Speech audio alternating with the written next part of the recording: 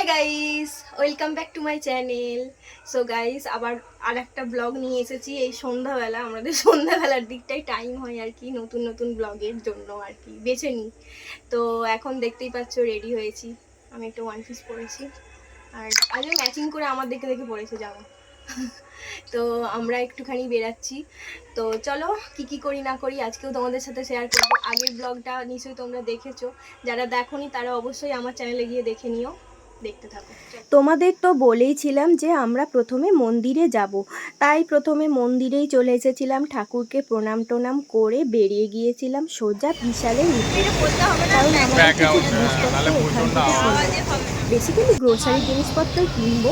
Actually এইখানে প্রচুর বাইরে চলে, তারপরে অফার চলে, সেই জন্যই আমরা এই বিশালটাকে বেছে নিই কেনাকাটার জন্য। কোনটা নিবি? এইটা পছন্দ? না না, ওইটা ওরকমই নাকি? অন্য দেখ কি নিচ্ছি। এক্সেল এক্সেল নেই, লার্জ আছে। এই যে দুটোই পড়ে আছে, এটা আর এটা। তাহলে দেখ আর আছে নাকি।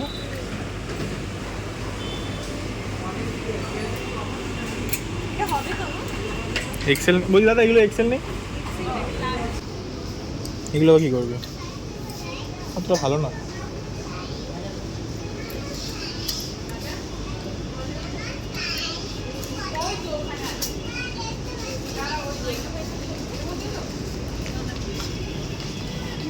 তো আয়না এখানে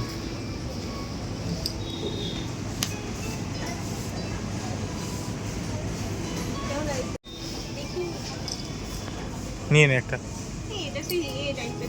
গেঞ্জি টাইপের তো ভালো, তো গেঞ্জি করে তো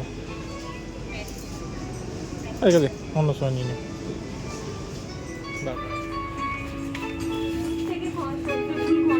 না ভালোই লাগছে, খারাপ না। 999।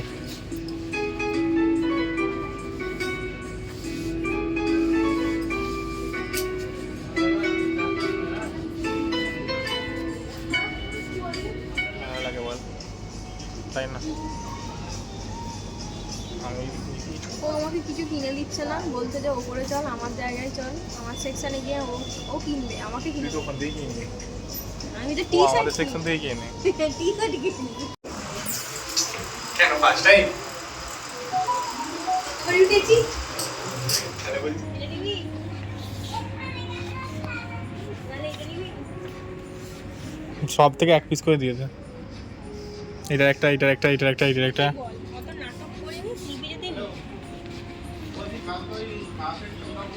নিবি? না অ্যানিভার্সারিতে দেবো রে। না, অ্যানিভার্সারি গিফট দরকার নেই। একটা নিয়েছিস তো, এমন ভাব করছে যেমন নেয়নি, সবার কাছে ফোন দিতে চাইছে যে বউ কিছু দেয়নি। দেয়নি তো। একটা নিয়েছিস আর একটা নেই, আর একটা দেবো বলেছিস। ভালো দেখতে নয়, এখানে দেখি ওইদিকে। আমি জানি তো ওর একটা পছন্দ হবে, কিন্তু এত দিয়ে না কত ঘাঁটবে খেটে খেটে।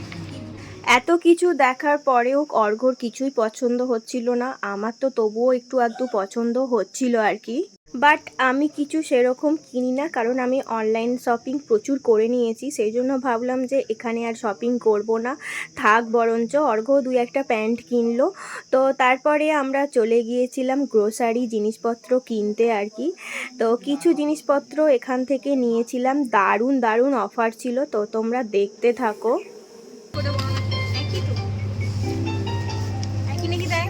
একই তো, দেখ না। এই তো আছে বোম্বে। নিন, টুকুর টুকুর করে খাবি। 370 টাকা না,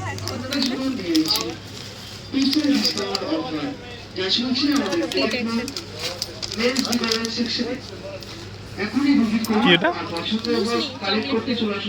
কেনাকাটা আমাদের কমপ্লিট হয়ে গিয়েছে। আমরা টুকিটাকি জিনিসপত্র কিনে নিয়েছি, চানাচুর, বিস্কিট, আমন্ড, মুসলি, তারপরে আমি একটা চকলেটের প্যাকেটও নিয়ে নিয়েছি, ম্যাঙ্গো বাইট বলে আর কি যেটা হয়।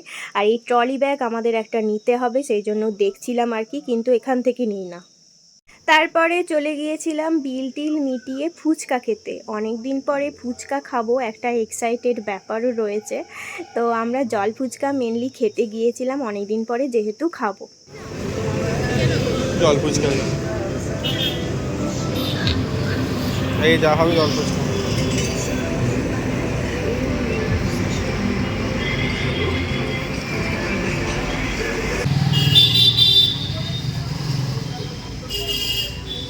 তাহলে এটা একটা ঘর কাটিয়ে দেবে তো।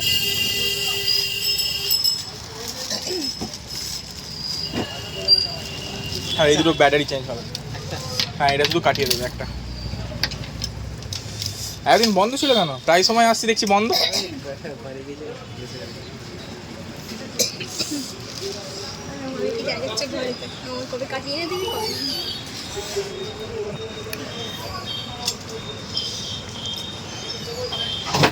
ফুচকা খেয়ে ঝাল লেগে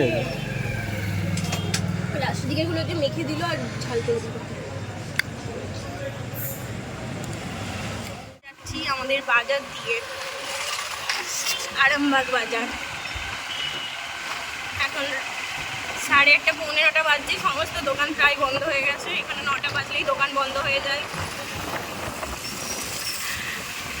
আর এটা হচ্ছে মেন বাজার, আমরা চলে এসেছি মেন বাজারেতে।